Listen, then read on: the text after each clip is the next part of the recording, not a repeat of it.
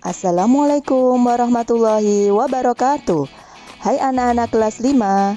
Kali ini kita akan belajar tema 2, subtema 3, pembelajaran ketiga.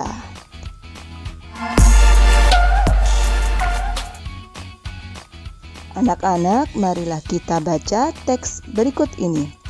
Kelurahan Babakan Pasar luncurkan gerakan pungut sampah. Agar masyarakatnya sadar dengan kebersihan lingkungan, terutama masalah sampah, Kelurahan Babakan Pasar mengajak warganya dalam gerakan pungut sampah atau GPS. Lurah Babakan Pasar, Rohib Al-Hudri, menyatakan GPS ini merupakan program pemerintahan kota atau Pemkot Bogor pada tahun 2016. Program ini bertujuan agar Kota Bogor terbebas dari sampah.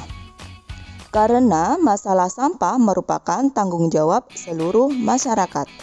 Sampah ini bukan hanya tanggung jawab pihak kelurahan atau per orang, tapi tanggung jawab bersama kita semua, jelasnya. Rohib berharap ke depannya warga Babakan Pasar lebih peduli lagi dengan sampah yang selama ini selalu berserakan, sehingga wilayah Babakan Pasar terbebas dari sampah. Kalau sampah ini sudah tertata dengan baik, selain indah dipandang, maka warga masyarakat pun akan terhindar dari penyakit, pungkasnya. Anak-anak, selanjutnya, ayo menulis. Kita jawab pertanyaan berikut di buku tema 2. Di manakah lokasi daerah pada berita tersebut? 2. Apa masalah yang dihadapi? 3. Bagaimana penyelesaian yang diambil oleh pemerintah kota tersebut? 4. Mengapa semua masyarakat bertanggung jawab atas masalah sampah? Yang terakhir, apa keuntungannya jika masalah sampah dapat teratasi dengan baik? Anak-anak, coba kamu perhatikan gambar berikut. Di situ terdapat gambar seorang pemulung sampah. Sampah yang menumpuk dapat mencemari lingkungan dan mengganggu kesehatan organ pernafasan. Tahukah kamu ada orang yang kegiatannya sehari-hari adalah mengumpulkan sampah yang dapat diolah kembali? Ya, betul. Kita biasa menyebutnya pemulung. Para pemulung mengumpulkan botol-botol plastik, koran bekas, majalah bekas, dan benda-benda lain yang dapat diolah lagi. Benda-benda itu disetorkan kepada orang-orang yang dapat mengolahnya menjadi benda-benda lain yang berguna. Berikut beberapa gambar benda hasil daur ulang. Anak-anak, kalian bisa berkreasi di rumah membuat daur ulang botol bekas seperti berikut ini.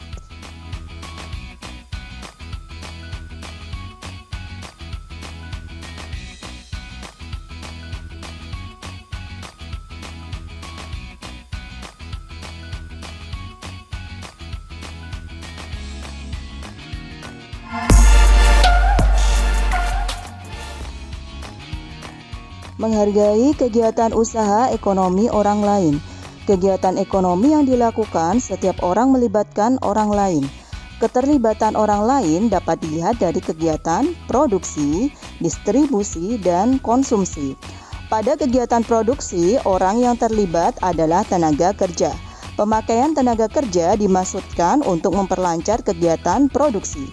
Tenaga kerja akan memperoleh balas jasa dari produsen berupa upah atau gaji dari produsen. Selanjutnya, barang hasil produksi akan disalurkan kepada konsumen atau masyarakat oleh distributor. Dari kegiatan penyaluran barang tersebut, distributor akan memperoleh keuntungan. Contoh distributor adalah agen, pedagang besar, dan pedagang eceran. Konsumen adalah pihak yang mengkonsumsi barang dan jasa untuk memenuhi kebutuhan hidupnya.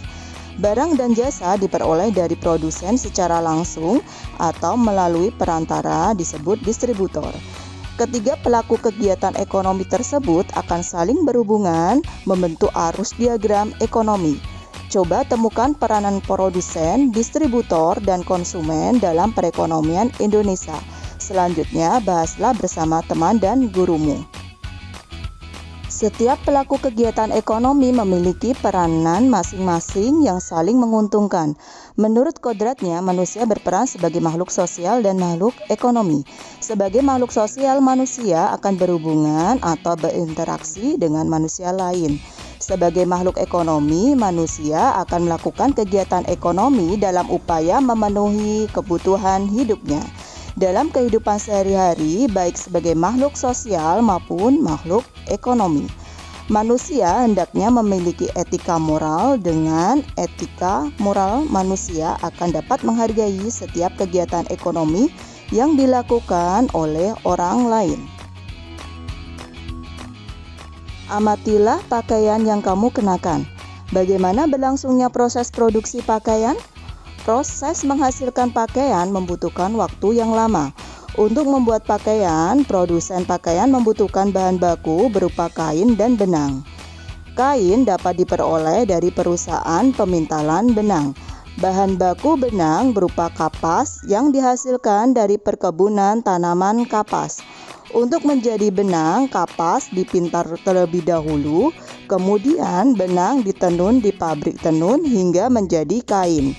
Selanjutnya, kain dapat dibuat pakaian oleh penjahit. Begitulah proses panjang produksi pakaian. Banyak pihak yang terlibat dalam proses produksi ini. Ada petani tanaman kapas, pekerja pemintalan, penenun kain, penjahit, dan pengusaha garmen. Begitu panjangnya proses produksi ini, hendaknya kita perlu menghargai kegiatan usaha ekonomi orang lain.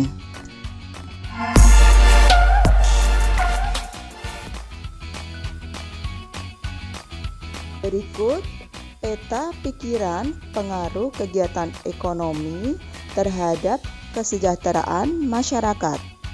Kegiatan ekonomi terdiri dari proses produksi, distribusi, dan konsumsi.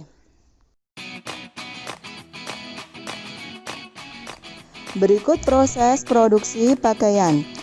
Bahan baku benang berupa kapas yang diperoleh dari perkebunan kapas.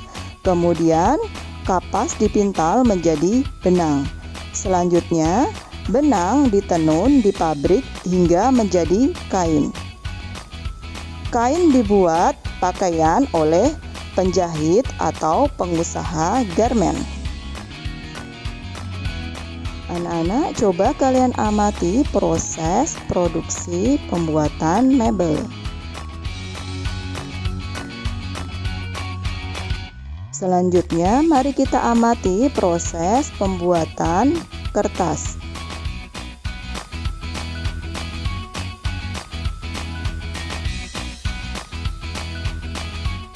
Nah, anak-anak, itu tadi materi hari ini. Sampai bertemu di pembelajaran selanjutnya.